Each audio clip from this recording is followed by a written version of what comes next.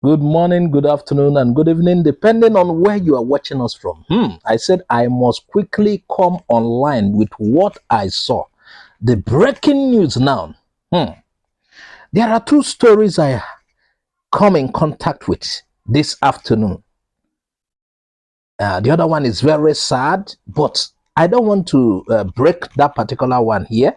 I want to confirm before we come because serious woto woto. But let me talk about the election thing now because it concerns us, it concerns everybody. Because I am getting tired of this Nigerian election. Yes. Have you heard what happened? Adeleke of Osun State has been sacked by election tribunal. Nowadays in Nigeria, it is not INEC that decides the final result. INEC could say you have won, could declare you the winner.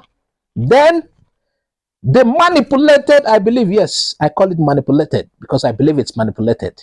Election tribunal will sack you. It's manipulated, of course. And this manipulation is even in conjunction with the Nigerian courts. Look at what happened to Emeka Ihedioha.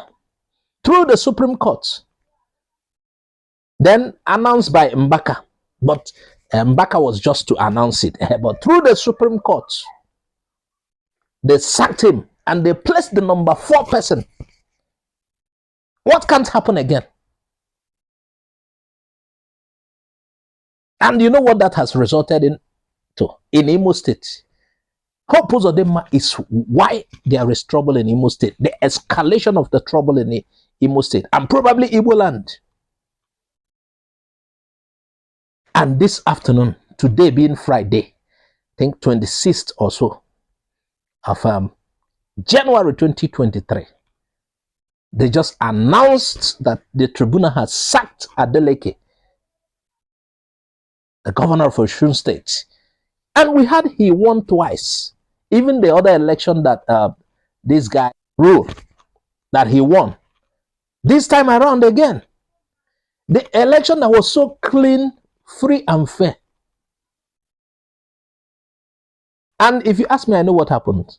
Money exchanged hands. Can you imagine? INEC does not decide the final result again. INEC does not have a stay.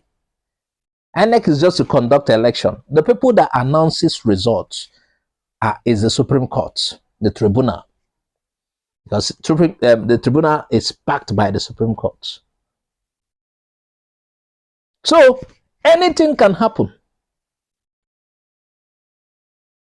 This is the worst INEC that I've seen. And it's like I used to tell you in other videos. If you want to copy, don't copy Nigeria's democracy. Don't copy from Nigeria. This is the worst I've ever seen. They don't care about the number of votes you could pull. They go to the tribunal and remove you. The tribunal is why we are facing the trouble we are having in Igbo land. The coming of Hope Uzodinma. Now let's come down to 2023 elections. This is why I'm afraid for Peter Obi. Sincerely. Yes, Peter Obi is everywhere. Everybody likes him. Nigerians are willing to vote for him. Yes, en masse. Not only Igbos will vote for him. But are you sure he's going to be given if he wins? Okay, let's even assume that he was announced winner. What will happen thereafter? Wouldn't they use the tribunal to remove him? They will announce one story, this happened, there were inconsistencies, this and that, there were cases of rigging in a particular ward, this and that, blah, blah, blah. They remove him.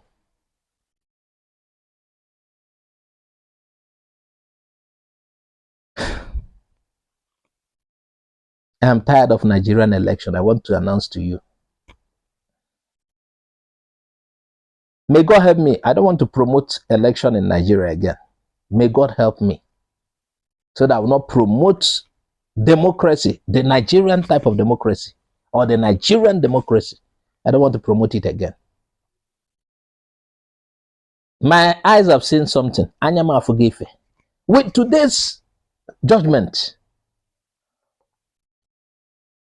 even while the tribunal was going, I was like, watching, having read about previous sittings. I said, these guys, they did it before. What can they do? It's about Ghana must go bags. And they have done it again.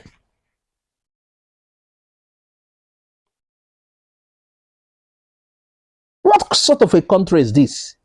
And that is why a lot of people, okay, let me give you reasons why pro-Biafra activists does not want Nigeria election.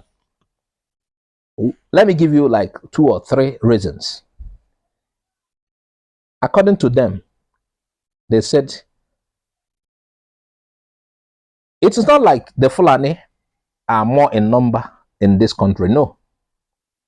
They don't outnumber the Igbos. They don't even outnumber the Hausas. We have 3 major tribes that are more in number in Nigeria: Igbo, Hausa, and Yorubas. The Fulani is not even more than the Ijaw people in number. So, let me not say the Fulanis, but you must understand that it is said that they influence the Hausas. They influence the North. So, watching from a pro-Biafran radar, they said, even if Obi wins, they will not give it to him, since they have infested the North. That is from a pro-Biafran view. Now, the second one, they said if Obi wins, they will use the tribunals. Obi is not ready to spend, just like he was thrown out of the PDP primaries. He has the money, legitimate money, based on what we've seen. He's not ready to spend that money. And that is why they rigged him out of the PDP primaries. And Obi is not ready to settle any tribunal judge whatsoever. So, according to pro-Biafra activists, they said we are wasting our time. And if you look at that, their point, look at it properly.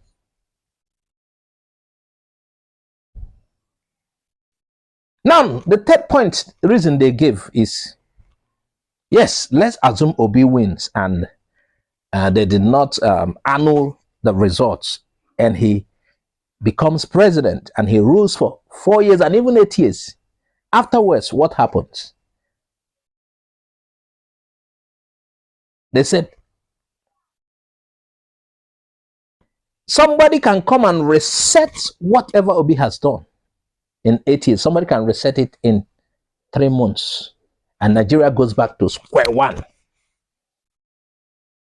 So, if you are pro-election, you are in support of this election, I want you to counter these 3 ideas, 3 notions of people, of pro-Biafra activists who are saying you should not vote that. It doesn't make sense.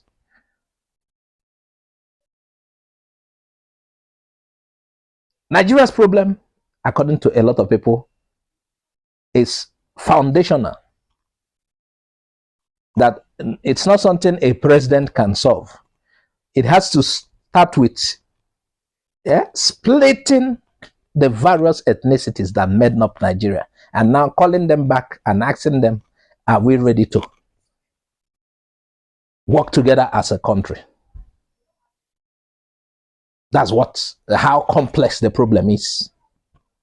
They said no president can solve it. And Okonjo-Iweala's son said it recently.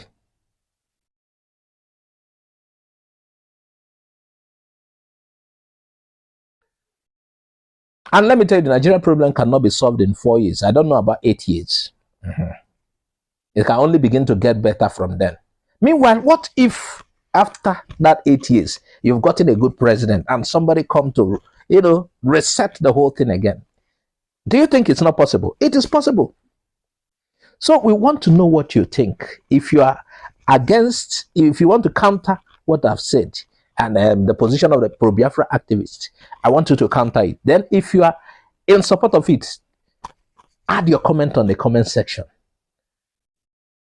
Again, the breaking news is Tribunal sacks Adeleke, Davido's uncle. In case you don't know him, he's the governor of, I don't know whether he's still the governor, whether he will leave immediately or after going to the appeal court and Supreme Court. But Tribunal has voided his victory. This afternoon, add your comment and tell us what you think. I remain your host on this program, Azoka OJ. Please, if you have not subscribed to our YouTube channel, subscribe, please. Follow us on Facebook, Twitter, and Instagram. Share our video widely. Bye-bye for now.